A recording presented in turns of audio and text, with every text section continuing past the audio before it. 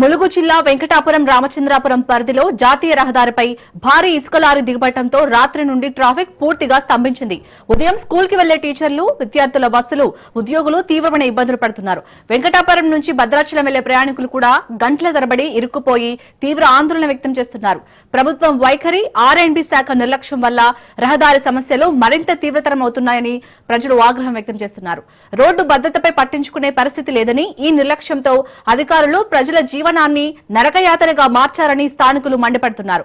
ఆర్ఎండ్బి శాఖ అధికారులపై ఉన్నతాధికారులు తక్షణమే చర్యలు తీసుకోవాలని ప్రజలు డిమాండ్ చేస్తున్నారు.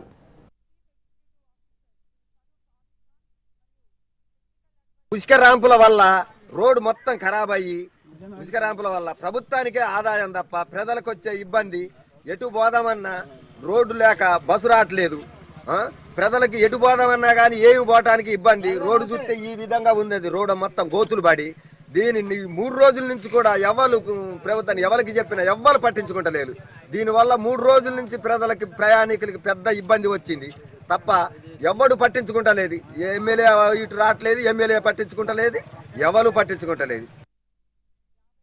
వెంకటాపురం నుంచి చెర్ల వెళ్లే రహదారి రామచంద్రాపురం దగ్గర దారుణమైన పరిస్థితి. ప్రజెంట్ అయితే మనకి లారీలు అయితే దిగబడింది. ఇట్లా ప్రతిరోజు ప్రతి క్షణం ఇట్లా జరుగుతూనే ఉంది. ఈ రోడ్డు అయితే చాలా దారుణంగా ఉంది. ఇక్కడ ప్రజలు కనీసం వసతి లేదు. ఆర్ఎండ్బి అధికారులు ఎంత చెప్పినా, ఎన్ని ధర్నాలు చేసినా కానీ పట్టించుకోవట్లేదు. ఇక్కడ లారీ వాళ్ళు కూడా చాలా ఇబ్బంది పడుతున్నారు. అదేవిధంగా మీరైతే ఒక్కసారి చూడొచ్చు లైవ్లో ఎంత దారుణంగా ఉందో పరిస్థితి.